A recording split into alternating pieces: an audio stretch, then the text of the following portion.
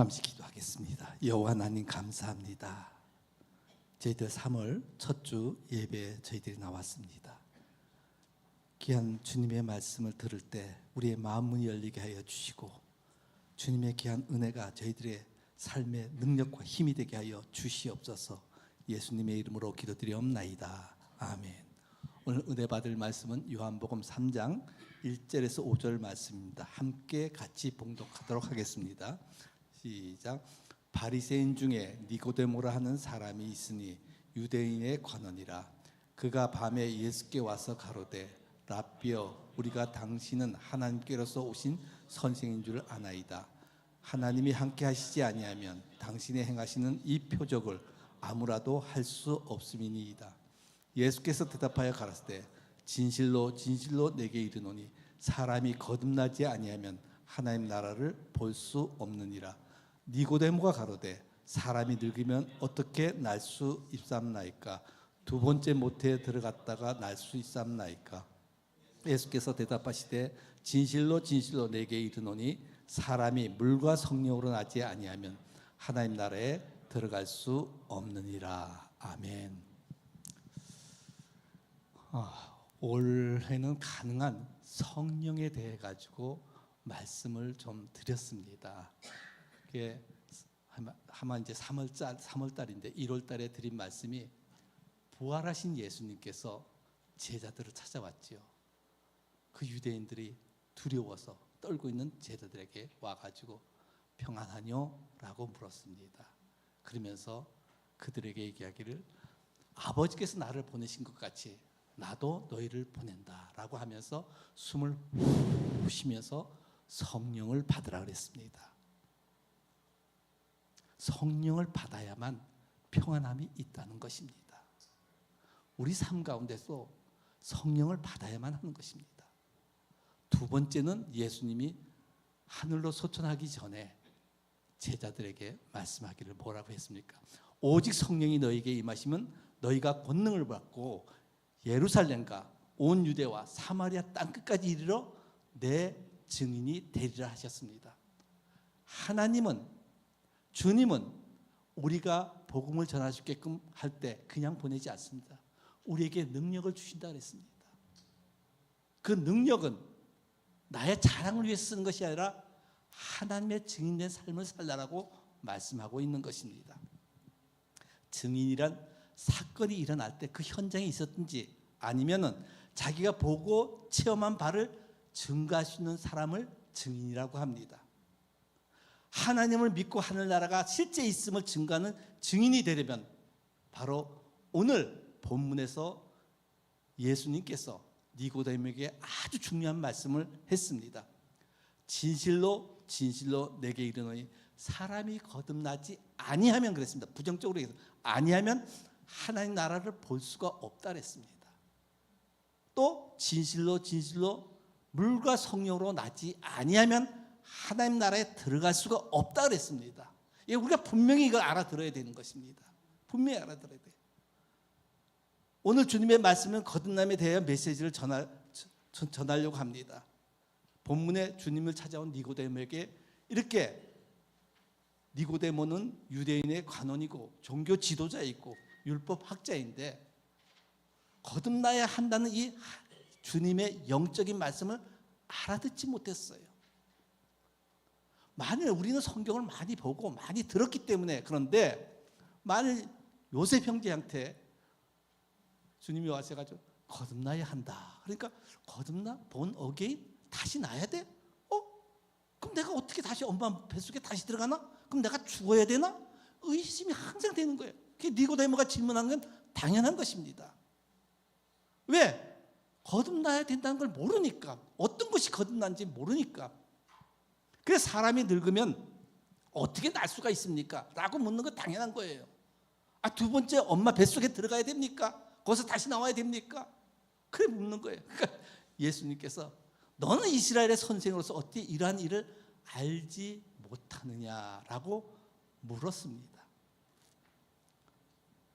주님은 오늘 본문 요한복음 3장 시작 전에 바로 전에 요한복음 2장 끝절에 뭐라고 말씀하셨나 하면은 예수님이 친히 사람의 속에 있는 모든 실상을 아신다고 했습니다. 사람의 생각과 사람의 알고 있는 지식과 모든 것을 다 알고 계신다는 거예요. 우리 인간은 인간의 마음을 알 수가 없습니다. 속담에도 물은 건너봐야 알고 사람은 지내봐야 알잖아요. 우리가 결혼 다 했지만 남편이나 아내 같이 지내보니까 이 사람이 이런 사람이었구나 알 수가 있는 거예요. 지내봐야 아는 거예요. 그런데 사람의 마음을 아주 밝게 아는 분은 하나님이십니다. 예수님은 하나님의 본체이기 때문에 우리의 마음을 너무나도 잘 알고 있습니다. 그래서 니고데모의 말을 끊으시고 말씀하기를 사람이 거듭나지 아니하면 하나님 나라를 볼 수도 없고 하나님 나라에 들어갈 수도 없다라고 말씀한 것입니다. 육적인 생각을 가지고 있는 니고데모에게 영에 대한 말씀을 하고 있는 것입니다. 그래서 육으로 난 것은 육이요 영으로 난 것은 영이라고 말씀하면서 내가 내게 거듭나야 한다, 본 어게인 해야 된다, 다시 태어나야 한다는 이 말을 기이 여기지 말라라고 얘기한 것입니다. 바리새인 니고데모는 하나님의 말씀을 지식으로만 알았던 것입니다. 우리도 이 말씀을 깨닫지 못하면 하나님 나라를 볼 수 없는 장님 같은 신앙생활을 할 수 있다는 것입니다. 이 말씀을 거듭나야 한다는 말씀을 깨닫지 못하면 정말 장님 같은 신앙생활이에요. 또한 하나님 나라에 들어가지 못하고 세상 것만 구하다가 사는 불쌍한 존재가 되는 것입니다. 그래서 성경에는 고린도전서 15장 19절에 이렇게 써져 있습니다. 같이 읽겠습니다. 시작. 만일 그리스도 안에서 우리의 바라는 것이 이 생뿐이면 모든 사람 가운데 우리가 더욱 불쌍한 자리라 그랬습니다. 얼마나 불쌍한 존재입니까? 세상 사람들은 이 주일날도 나가서 놀기도 하고 뭐 세상 좋은 거 다 즐기는데 우리 그런 거 다 간두고 주님 앞에 예배 드린다고 나오는데 만약 이 세상 것뿐이면 앞으로 미래 죽음 이후의 세계가 없다 그러면 얼마나 불쌍한 존재입니까? 지금도 교회에 나오는 많은 그리스도인들이 이 문제를 갖고 있습니다. 우리가 거듭나지 못할 때 하나님의 생명의 세계에 같이 들어갈 수가 없는 거예요. 거기에 참여하지도 못한다는 것을 우리가 알아야 되는 것입니다. 정말 신앙생활하는데 영원한 생명에 들어가지 아니하고 하늘나라에 들어가지 못한다면 그 신앙생활을 어떻게 뭘로 보상받겠습니까? 얼마나 불쌍한 존재입니까? 거듭남이란 그냥 어떤 단순히 개선되고 그냥 리모델 되는 것이 아닌 것입니다. 새롭게 태어나고 만들어지고 발생되어서 새 생명을 얻는 것을 말씀하고 있습니다. 베드로는 신성한 성품에 참여한다라고 얘기했습니다. 신성한 성품, 바로 새로운 마음과 깨끗한 마음에 참여한다는 것입니다. 그리고 사도 바울은 누구든지 그리스도 안에 있으면 새로운 피조물이라고 그랬어요. 새로운 피조물, 즉 새 출생하고 새롭게 창조가 된다는 것입니다. 그래서 고린도후서 4장 5절에 보면 어둠의 빛이 있으라고 말씀하신 그 하나님이 바로 예수 그리스도의 얼굴에 있는 하나님을 알고 있는 그 영광의 빛을 어디다 비췄다 그랬죠? 우리 마음에 비췄다 그랬습니다. 우리 마음에 비췄다 그랬어요. 창세기 1장에 보니까 첫 창조할 때처럼 빛을 있으라 하니까 빛이 있었습니다. 말씀한 대로 되는 거예요. 빛이 있으니 빛이 그대로 있었고 말씀한 대로 오늘 모든 것이 하나님의 명령하신 대로 다 창조가 됐던 것입니다. 여러분, 예수님의 얼굴에 있는 하나님을 알고 있는 영광의 빛을 우리 마음에 비쳤다 그랬어요. 그 빛이 어떻게 비춰집니까? 말씀으로 비춰지는 거예요. 말씀으로 비춰지는 거예요. 그러면 거듭난 사람은 어떠한 삶을 사는 것인가? 거듭난 자는 자신이 누군가에 의해서 끌려가서 살고 있는 거예요. 누군가에 끌려가지고 사는 거예요. 내가 삶을 사는 것이 아닌 것입니다. 내 생각과 내 의지가 아닌 다른 존재가 나를 강권적으로 끌어가는 것입니다. 그래서 예수를 믿고 교회를 나오더라도 담배를 끊지 못하고 있던 자가 어느 날 갑자기 담배를 피우려는데 막 구역질이 올라와요. 구역질이 막 올라오니까 왜 그러지? 담배를 또 감춰놨다가 또 다시 피워가지고 피우려니까 또 구역질이 올라. 그러다 보니까 담배를 못 피우는 거예요. 또 술을 자시던 분도 술을 어느 날 먹으려고 그러니까 술이 막 쓰거운 거예요. 엄청 쓰고요. 약 같은 거예요. 그러니까 싫은 거예요. 이것이 내가 스스로 된 것이 아니라 내 안에 있는 어떤 존재가 나를 강권적으로 내 모든 조건을 끌어가고 있다는 것입니다. 그런가 하면 도박을 많이 하던 자들이 뭐 한대죠? 이 빠진 것 같이 한데 그건 뭐라 그러는지 저 그 용어도 잘 모르지만은 그런데 가가지고 가던 사람이 그 가기 싫은 거예요. 그 불륜도 이렇게 저지르고 또 거짓말도 밥 먹듯이 하던 사람이 거짓말을 하기가 두려운 거예요.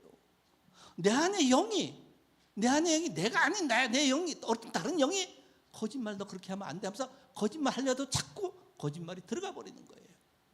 그 불륜을 저지르려고 해도 아니다, 이건 아니다. 괜히 싫어지는 거예요. 그런 여자가 싫어지고 그런 남자가 싫어지고 하는 거예요. 그것이 내 의지가 되는 것이 아니라 어떤 다른 영이 나를 끌어가고 있다는 것입니다. 이것은 사울이 예수 믿는 자를 핍박하다가 바로 복음 전하는 바울로 완전히 바뀐 상태와 같이 완전히 본어게인 된 거예요. 거듭나게 된 것입니다. 여러분, 예수 믿는 자를 다 감옥에 넣고 매를 치고 하던 그런 자가 갑자기 이 복음을 전한 자가 됐다면 그게 말이 됩니까? 그게 완전히 바뀐 거예요. 본어게인 한 거예요. 새로 창조된 것입니다. 그런가 하면은 거듭난 자는 영적으로 자신이 죽음을 경험한 자야 됩니다. 영적으로 자해 죽고 완전히 쓰러져 나는 끝장이 났다, 나는 없다, 이렇게 된 사람이 거듭날 수가 있습니다. 스스로 아무것도 아닌 존재인 것을 알아야 되는 것입니다. 별을 몇 개 달더라도 아니면 뭘 내가 얼마나 굉장한 부자가 됐다 하더라도 내가 예수 믿고 나니까 이거 아무것도 아닌 거예요. 그러니까 자기가 완전히 죽은 거예요. 사도 바울은 자신을 심지어 율법의 요구에 대해 흠이 없는 자라 그랬어요. 사도 바울이 율법에 대해서 내가 흠이 없다, 그리고 거기에 대해서 자신 있게 만족했고 스스로 율법을 지킨다라고 생각했습니다. 그러한 사도 바울이 성령이 그의 삶에 개입하기 시작했습니다. 로마서 7장 9절에 보니까 이런 말이 있죠. 저는 법을 깨닫지 못할 때에는 내가 살았더니 계명의 이름에 죄는 살아나고 나는 죽는다. 내가 계명을 다 지킨 줄 알았더니 그것이 나를 완전히 죽이는구나. 다시 자기가 죽음을 체험한 것이에요. 사도 바울과 같이 말씀을 깨닫고 그는 먼저 죽음을 체험했습니다. 누구나 먼저 말씀 앞에서 자신이 죽어야 합니다. 그래야만 거듭날 수가 있습니다. 말씀이 그냥 말씀으로 글로만 생각하지 마시고 그것이 보고 내가 들었을 때 난 정말 아무것도 아닌 존재였구나. 율법을 내가 지킬 줄 알고 내가 세상에 이르다가 법이 없어도 난 사는 사람이다라고 했지만은 내가 말씀을 안고 나니까 그것이 아니구나 라고 깨달아야 된다는 것입니다. 또한 거듭난 자는 여호와를 경외하며 항상 겸손한 자를 말씀하고 있습니다. 잠언서 9장 10절에 보면 여호와를 경외하는 것이 지혜의 근본이라고 말씀하고 있습니다. 아브라함 무엇보다도 겸손했고 모세도 여러 차례 걸쳐 경외함을 배워야 했고 그것이 그의 가장 큰 특징이었습니다. 모세가 완벽했다는 것이 아닙니다. 그는 죄를 지어 가나안에 들어가지 못했습니다. 그러나 하나님을 경외하고 그 겸손함은 늘 간직하고 있었던 것입니다. 다윗도 마찬가지예요. 그는 죄를 지었습니다. 밧세와 불륜한 관계가 있고 남편의 우리아를 전쟁터에서 죽게끔 만들었습니다. 살인까지 저지른 거예요.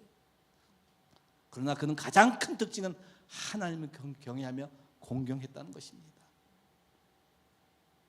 이것이 하나님이 기뻐하는 삶이에요. 항상 우리가 죄는 지었더라도 내가 하나님 앞에 정말 잘못했구나 라고 돌이킬 줄 알아야 된다는 것입니다. 거듭난 자는 주님의 손길을 겸한 자입니다. 바로 누가복음 5장에 보면 베드로는 어부로서 밤이 새도록 고기를 잡다가 고기를 한 마리도 못 잡았잖아요. 그게 그물을 씻고 있었어요. 그때 예수님이 오셔서 그 배에 오르셔가지고 육지에서 좀 떼라 해가지고 바다에 있는 데서 말씀을 가르친 다음에 저 깊은 데 가서 그물을 내려라. 그럴 때 베드로가 한 얘기가 뭐냐면 뭐라 그랬습니까? 선생이여, 우리들이 밤이 맞도록 수고를 하였으나 얻은 것이 없지만은 말씀에 의지하여 내가 그물을 내리리라 그랬습니다. 말씀에 의지해서. 그 그물을 깊은 데 내렸더니까 그물이 찢어질 정도로 잡았어요. 이때 주님의 말씀을 체험한 베드로의 고백은 예수의 무릎 앞에 엎드려 갈 때 주여 나를 떠나소서 나는 죄인이로소이다 그랬습니다. 이러한 것이 베드로에게만 있습니까? 우리 삶 속에도 보게 되면 베드로가 그물을 고기에 밤새도록 잡다가 없어가지고 그물을 씻는 것 같이 우리 삶 속에 사업을 하다 또 무슨 어떤 일을 하다 뭐 하다가 포기 상태에 있어가지고 완전히 그물 씻는 것 같이 있을 때 그때 누군가 와가지고 우리 주님을 만나보세요. 교회 한번 나오세요. 교회 나가서 목사님 하는 말씀과 성경 말씀을 보다 보니까 이 말씀의 권위가 들어오는 거예요. 말씀의 권위가 내 삶 속에 들어오는 거예요. 그래서 그 말씀대로 이 말씀이 이렇게 하라 그랬는데 그대로 해볼까? 말씀에 의지하여 그물을 대는 것처럼 내가 그 말씀에 의지했더니까 돌아보니까 하나님께서 그걸 해주신 거예요. 저는 죄인입니다. 이것도 모르고 지금까지 살았습니다라고 죄인의 고백을 하는 거예요. 회개하는 자인 것입니다. 거듭난 사람은 누군가의 영, 자기의 삶에 강권적으로 개입한다는 것입니다. 하나님의 영이. 또한 영적으로 자신은 죽은 자여 성령님이 내 안에서 역사하고 계신다는 것입니다. 거듭난 자는 항상 여호와를 경외하며 겸손한 자를 말씀하고 있습니다. 거듭난 자는 하나님의 손길을 경험한 자만이 또한 겸손해질 수가 있다는 것입니다. 이러한 예수님을 알고 많은 분이 기적 같은 일을 경험한 분들이 많이 있을 것입니다. 바울은 자신뿐만 아니라 거듭난 모든 사람을 우리가 그리스도의 마음을 가졌느니라 그랬습니다. 그리스도 마음을 어떻게 가졌지요? 성령님이 내 안에 들어오셔서 함께 해줬기 때문에 그리스도의 마음을 가졌다는 게 그게 거듭난 사람인 것입니다. 그러면 거듭난 하나님의 자녀가 되기 위해서는 반드시 필요한 것이 있는데 예수님이 오늘 본문에서 3절과 5절에 말씀한 것처럼 거듭나지 않은 한 사람은 하나님 나라를 볼 수가 없고 또 하나님 나라에 들어갈 수가 없다라고 얘기했습니다. 보지도 못하니 들어갈 수가 있겠습니까? 못 봤잖아요. 어떻게 하나님 나라에 들어갈 수가 있습니까? 거듭나지 못한 사람은 하나님과 상관이 없다는 거예요. 이걸 잘 알아들어야 돼요. 에베소서 2장 3절 한번 같이 보겠습니다. 같이 읽겠습니다. 시작. 전에는 우리도 그 가운데서 우리 육체의 욕심을 따라 지내며 육체의 마음을 원하는 것을 하여 다른 이들과 같이 본질상 진노의 자녀였더라 그랬습니다. 거듭나지 않은 사람은 진노의 자녀라고 했습니다. 하나님의 진노의 자녀라 그랬어요. 야, 거듭남이 중요하구나. 내가 예수 믿고 있었는데 어떻게 이렇게 거듭나지 못했을까? 라고 우리가 분명히 알아야 됩니다. 사탄에 매여 있는 자가 진노의 자녀인 거예요. 그러면 거듭난 사람을 하기에 무엇이 필요한 것인가? 내가 거듭나기 위해서 뭘 필요한 것인가? 알아야 되잖아요. 거듭나라 했는데 어떻게 방법이 뭔가 알아야 되잖아요. 예수님이 말씀하기를 사람이 물과 성령으로 나지 아니면 하나님 나라에 들어갈 수 없다라고 했습니다. 물과 성령으로. 이미 아담과 하와의 후손이 육신으로 태어난 사람이 다시 한번 새롭게 태어나야 된다는 것입니다. 예수님은 물과 성령이라고 두 가지를 각각 말씀하셨습니다. 왜 예수님은 물과 성령을 각각 말씀하셨을까요? 물은 무엇입니까? 성령은 무엇입니까? 알아야 되는 거예요. 사람이 필수적으로 거듭난 데는 주님은 물이라고 말씀하셨습니다. 물에 대한 해석이 여러 가지가 있겠지만 성경적으로 보면 에베소서 5장 26절에 뭐라고 되어 있습니까? 시작. 이는 곧 물로 씻어 말씀으로 깨끗하게 하사 거룩하게 하시고 물은 하나님의 말씀이란 뜻인 것입니다. 우리가 목욕을 하듯이 몸을 깨끗이 하듯이 물이 말씀이 우리 심령 가운데 있어서 내 죄를 깨끗이 씻어내야 된다는 거예요. 야고보서에서는 야고보서 1장 18절에 이렇게 기록하고 있습니다. 시작. 그가 그 조물 중에 우리로 한천 열매가 되게 하시려고 자기의 뜻을 쫓아 진리의 말씀으로 우리를 낳았다. 물로 씻는데 그 물이 진리의 말씀이에요. 그 말씀으로 나를 본어게 한다고요. 거듭나게 한다고 말씀하는 것입니다. 또한 베드로전서엔 더 구체적으로 기록되어 있습니다. 베드로전서 1장 27절을 한번 같이 읽겠습니다. 시작.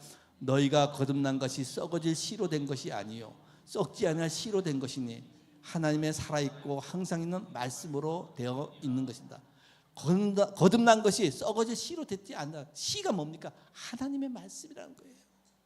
그러니까 다 세상의 모든 것은 다 사라집니다. 근데 썩지 않은 씨, 말씀, 생명의 씨는 점점 더 강하게 지금까지 우리한테까지 복음이 들어왔습니다. 그 씨로 된다는 것입니다. 성경에서 말씀하는 거듭나는 것은 육적인 태어남이 아닌 영적으로 다시 본어게인 거듭나게 되는 것을 말씀하고 있습니다. 이제 필요한 것은 하나님의 말씀이라고 하셨습니다. 그래서 요한복음 3장 5절에 물은 하나님의 말씀이라는 것을 알 수 있듯이 본문에도 성경 전체는 물과 성령을 말씀하고 있습니다. 그럼 성령은 무엇인가? 거듭남의 성령이 함께 역사해야 하는 것입니다. 여러분, 성령은 내 안에 있는 내 영이 아니라 내 안에 예수의 영이 들어온 것입니다. 근데 예수의 영이, 성령이 나한테 돌아 역사해야 되는데 너무 뜨겁게 성령하고 말씀이 없는 성령은 자꾸 어떻게 됩니까? 너무 말씀만 보게 되면은 자기가 지식에만 치우치게 되는 것입니다. 말씀 공부 많이 하는 사람 성령이 뜨거운 거 봤습니까? 기도도 같이 해야 돼요. 같이 해야 되는 것입니다. 성령만 또 뜨거우게 되면 어떻게 됩니까? 그 성령만 뜨거운 말씀 없는 영은 이단 유혹에 쉽게 빠지는 것입니다. 그저 뜨겁게 하니까 저기도 뜨겁다 해가지고 거기도 가고 저기도 가고 하는데 잘못하면 이단에 빠질 수가 있다는 것입니다. 말씀 없는 영은 나중에 자기가 하나님이라는 거예요. 하나님이라는 거예요. 그래서 말씀과 물과 성령으로, 그러니까 말씀과 성령으로 함께 나가야 된다는 것입니다. 베드로는 복음의 말씀을 듣고 마음이 찔린 자들에게 말하기를 너희가 회개하여 각각 예수 그리스도의 이름으로 침례를 받고 죄 사함을 얻으라. 그러면 성령을 선물로 주리라 했습니다. 말씀으로, 그러니까 내 죄 사함을 받으라는 거예요. 아, 나는 죄인이었구나 할 때 그때 하나님께서 성령을 우리에게 주신다는 것입니다. 그래서 말씀은 모든 민족에 증거할 사람이 필요한 것입니다. 말씀이 들어가는 곳마다 성령님께서 역사해 준다는 거예요. 성령님이 복음을 증거하게 한다는 것입니다. 그래서 증거하는 이가 누군지 요한일서 5장 7절에서 8절에 있습니다. 같이 한번 읽어보겠습니다. 시작. 증거하는 이는 성령이시니 성령은 진리니라. 증거하는 이가 셋이니 성령과 물과 피라. 또한 이 셋은 합하여 하나이다 그랬습니다. 말씀으로 씻고 내 안에 성령이 증거하면서 그 피로 내가 죄사함을 받았다는 것이 하나가 되어야 되는 거예요. 그걸 우리가 분명히 알아야 되는 거예요.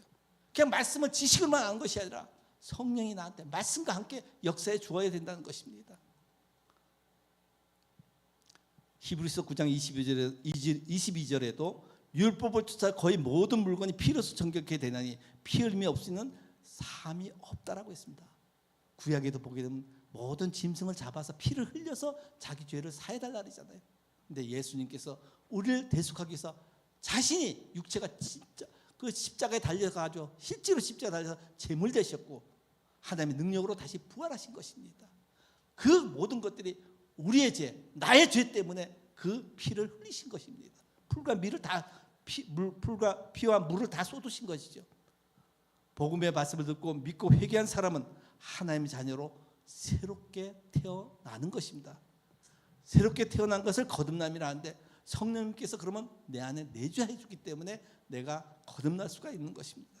거듭난 자는 모든 죄와 용서를 받고 사망에서 생명으로 옮겼느니라 말씀하고 있습니다.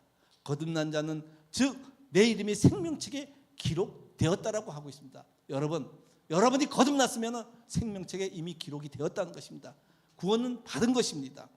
그러나 거듭났다는 것과 성령 세례, 성령 침례와는 조금 다른 것입니다. 거듭남과 성령 침례가 동일시하는 분들이 많이 있습니다. 그러나 거듭남과 성령 침례는 확실히 다릅니다. 이미 거듭난 제자들에게도 주님은 성령 침례 받을 것을 명령하셨습니다. 예수님이 부활하신 이후 승천하기 전에 제자들에게 와서 성령 침례를 받으라고 명령했습니다. 제자들은 이미 구원받은 상태예요. 거듭난 상태였습니다. 그 증거가 바로 누가복음 10장 20절에 나와 있는 것입니다. 같이 읽어보겠습니다. 시작. 그러나 귀신들이 너에게 항복하는 것으로 기뻐하지 말고 너희 이름이 하늘에 기록된 것으로 기뻐하라 하시니라. 이 마가의 다락방에서 있었던 성령이 임하기 전에 이미 이름이 기록됐다는 건 여러분들이 구원이 되었다는 것입니다. 구원이 됐다는 거예요. 제자들의 이름이 하늘에 있는 생명책에 기록됐다는 거예요. 제자들은 이미 구원을 받았고 거듭난 상태였습니다. 근데 예수님께서 부활하신 이후에 그들에게 찾아오셔서 성령 받으라고 명령하신 것입니다. 명령하신 거예요. 저를 향해 숨을 내쉬며 가라사대 때 성령을 받으라 그랬어요. 이미 구원을 받았는데 성령을 받으라는 거예요. 이 장면은 아담에게 생기를 불어넣는 모습과 같습니다. 여호와 하나님이 흙으로 사람을 지으시고 생기를 그 코에 불어넣으니 사람이 생명이 된지라 그랬습니다. 이미 구원받은 제자들이 더 받아야 할 그것이 바로 성령 침례, 성령 세례라는 것입니다. 우리가 죄의 자녀가 됐어요. 이제 성령에 들어와야 돼요. 성령 침례를 받아야 되는 거예요. 예수님께서 십자가에 달려있을 때 그때 함께 있던 두 사람 중에 한 사람이 간청하기를 예수여 당신의 나라에 임하실 때 나를 생각하소서 그랬어요. 한 죄인이 그랬어요. 그때 주님이 말씀하기를 예수께서 이르시되 내가 진실로 진실로 내게 이르노니 오늘 내가 나와 함께 낙원에 있으리라 그랬습니다. 그 사람이 이미 죄 용서받고 구원받은 거듭난 사람이 됐다는 거예요. 낙원에 같이 갈 수 있다는 거예요. 그 사람은 이미 거듭나서 이때는 오순절 이전이었습니다. 내가 예수님을 구주로 믿으면 이미 거듭난 자이고 구원받은 자인 것을 우리가 알아야 되는 것입니다. 여러분 정말 구원받았습니까? 예수 믿고 내가 정말 주님이 나를 위해서 대속해 준 걸 알고 계십니까? 그럼 거듭난 거예요. 생명책에 기록이 된 것입니다. 성령을 받으라 하신 것은 이미 구원받은 사람에게 또 구원받으라고 말한 것이 아니에요. 성령 침례는 다시 거듭나야 할 것으로 말씀한 것이 아닙니다. 성령 침례는 거듭난 성도가 받아야 할 것을 말씀하고 있습니다. 우리가 받아야 할 것을 말씀하고 있다는 것입니다. 그래 성령 침례가 무엇인지 왜 받아야 할까요? 성령 침례는 침례 요한이 물로 침례를 주었으나 성령 침례에 대해서 말씀하기를 마태복음 3장 11절에 이렇게 말씀했습니다. 나는 너희로 회개케 하기 위하여 물로 침례를 주거니와 내 뒤에 오시는 나보다 능력이 많으니 나는 그의 실을 들기도 감당치 못하겠노라. 그는 성령과 불로 너희에게 침례를 주실 것이라 그랬습니다. 예수님께서 복음서에도 예수님이 침례 줬다 그랬는데 아니에요. 세례 줬다 그랬는데 아니에요. 제자들이 준 거고 예수님은 성령 침례를 준 거예요. 성령 세례를 준 것입니다. 거듭났다고 구원받았다고 성령 침례가 받은 것은 아닙니다. 부활하신 주님은 성령 침례에 대하여 약속하기를 사도와 같이 모이사 저희에게 분부하여 가로되 예루살렘을 떠나지 말고 내게 들은 바 아버지의 약속하신 것을 기다리라 그랬습니다. 요한은 물로 침례를 베풀었으나 너희는 몇 날이 못되어 성령으로 침례를 받으리라 주님이 말씀하셨습니다. 부활하신 주님이 승천하기 전에 제자들에게 이렇게 말씀하신 것입니다. 왜 성령 침례가 필요한 것입니까? 대부분 성령 침례 받기 전에 경험해 보셨겠지만 거듭난데도 불구하고 여전히 세상에 소망을 두고 살더라는 거예요. 내가 예수 믿고 거듭났는데도 자꾸 세상에 소망을 두고 있는 거예요. 불안해하고 걱정 근심 속에서 살아가고 있습니다. 삶이 파도처럼 오르락내리락 합니다. 믿음도 오르락내리락 하는 거예요. 조금만 다른 사건이 있으면 불안해합니다. 구원받았지만은 내 삶이 자꾸 흔들리고 있다는 것입니다. 이것 성령 받지 못하면, 성령 침례 받지 못하면 그러한 현상이 우리 삶 가운데 있다는 거예요. 이러다 죽을 거 아닌가? 이러다 사업 망하는 거 아닌가? 이러다 뭐 힘든 거 아닌가? 자꾸 흔들리는 거예요.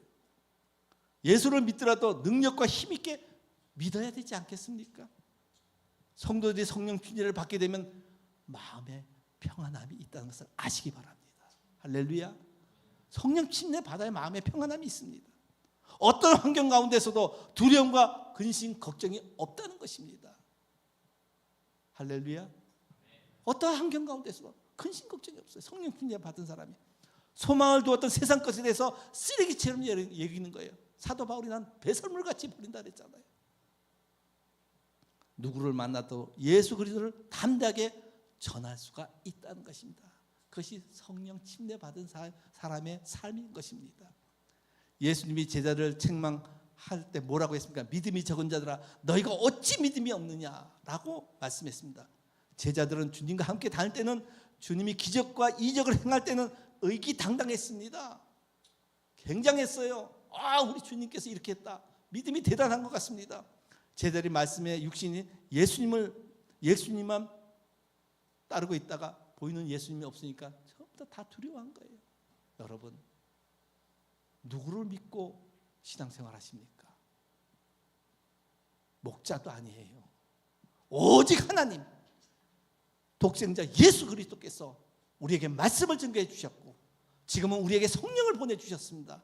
그 성령이 내 안에 있기만 하면은 모든 불안함이 없게 돼 있다는 것입니다.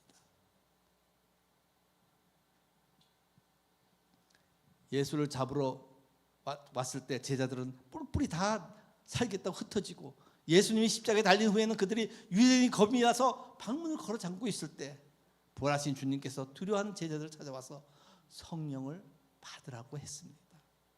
사도행전 2장에서 오순절 날에 급하고 강한 바람 같은 소리가 나며 불의 혀 같은 성령이 각 사람에게 이마에 성령 충만 받고 나서 제자들은 그 위에 강하고 담대하게 복음을 전할 수가 있었습니다. 죽음을 두려워하지 않았습니다. 그래서 증인의 삶을 살기 원하는 성도라면 반드시 성령 침례를 받아야 되는 것입니다. 그렇다 하더라도 성령으로 충만할 때 죄의 유혹이 없어집니다. 왜냐하면 죄를 다스릴 수가 있기 때문에. 바로 가인이 죄를 범했을 때, 죄를 범하기 전에 내 앞에 죄가 엎드려 있으니 죄를 다스리라 그랬잖아요. 마찬가지 내가 성령 충만하면 죄를 다스리게 되어 있다는 거예요. 성령 충만해야만 그 죄를 다스릴 수가 있습니다. 예수님은 사람이 거듭나야 하나님 나라를 볼 수 있고 사람이 물과 성령으로 거듭나지 아니하면 하나님 나라에 들어갈 수가 없다라고 얘기했잖아요. 그런데 이 모델을 성경책에 한 분을 놨습니다. 하늘나라를 보고 하늘나라를 들어간 자를 바로 성경의 사도행전의 6장에 기록되어 있습니다. 그가 누구입니까? 스데반입니다. 스데반은 성령과 지혜가 충만한 7 지사를 세울 때 사도들이 안수하여 세운 집사인 것입니다. 스데반은 은혜와 권능으로 충만한 자로서 큰 기사와 표적을 행하고 지혜와 성령으로 말하였다고 기록되어 있습니다. 스데반은 구약에서부터 예수님 시대까지 모든 것을 통달했습니다. 구약에 바로 아브라함이 어떻게 했으며 쭉 얘기하고 그 예수가 어떤 삶을 살았다는 것을 다 얘기했습니다. 그러면서 사도행전 7장 55절에서 56절을 같이 한번 읽어보겠습니다. 같이 읽겠습니다. 시작.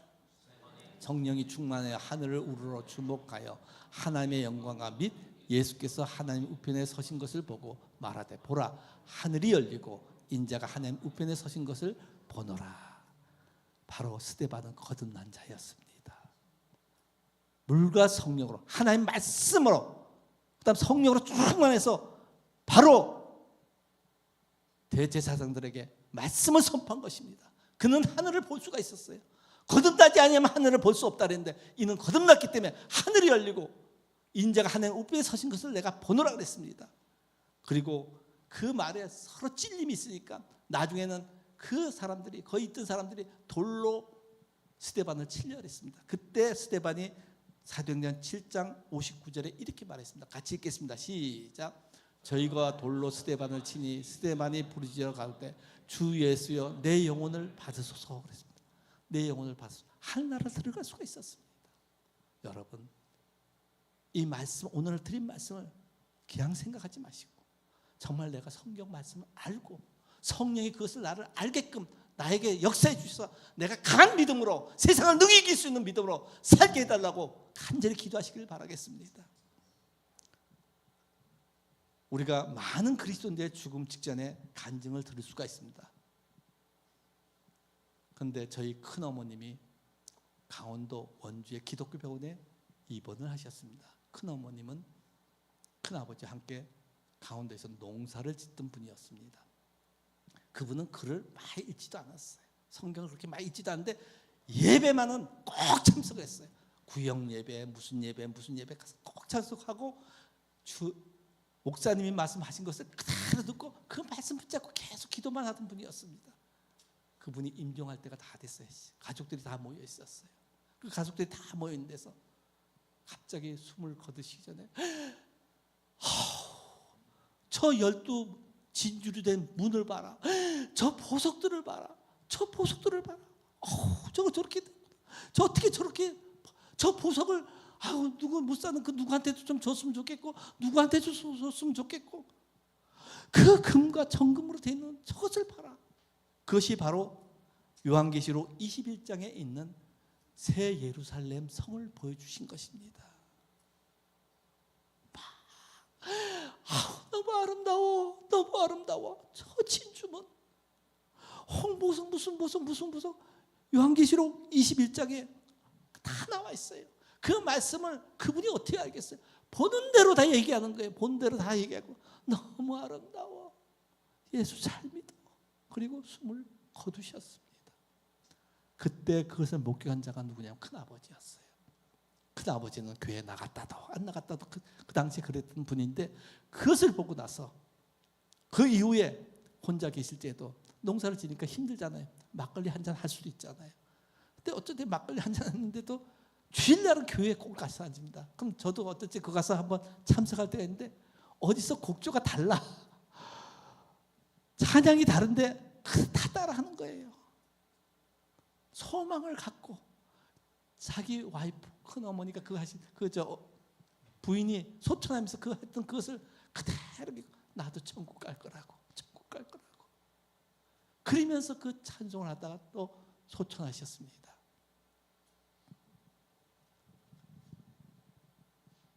믿음은 들음에서 나고 들음은 하나님의 말씀이라고 했습니다. 여러분, 부족한 종, 우리 김 목사님이 이렇게 얘기했을 때도 그 말씀이 기양하는 것이 아니에요. 한 주 동안, 두 주 동안, 몇 주 동안 연구하고 말씀을 보고 해가지고 액기스를 던지는 것입니다. 메시지를 전하는 것입니다. 그것이 우리의 말씀이 아니고 하나님의 말씀인 것입니다. 그 말씀을 들었으면 내가 그 말씀을 붙잡고 기도할 때 그 말씀이 성령으로 역사해 주셔서 내 심령 가운데 정말 살아 역사하는 것을 체험하시길 주의 이름으로 축복합니다. 그런 삶들이 우리 베델침례교회가 일어서고, 또한 그런 삶을 살고 있는 그분을 보고 내 저분 하는 것처럼 저러면 내가 저 교회에 나가겠다, 전도도 되는 거예요. 우리 큰어머님이 그렇게 얘기한 것을 보고 큰아버지가 그렇게 한 것처럼 모두가 전도가 되는, 애쓰려고 하지 않아도 내 삶을 보고 따라오게 돼 있다는 것입니다. 이와 같이 말씀, 즉 물과 성령으로 거듭나면, 말씀과 성령으로 거듭나면 하나님 나라를 보고 들어가는 모든 우리가 되기를 주의 이름으로 축복합니다. 기도하겠습니다. 잠깐 우리 일어서서 204장 예수로 나의 구주 삼고 찬양을 같이 하도록 하겠습니다. 204장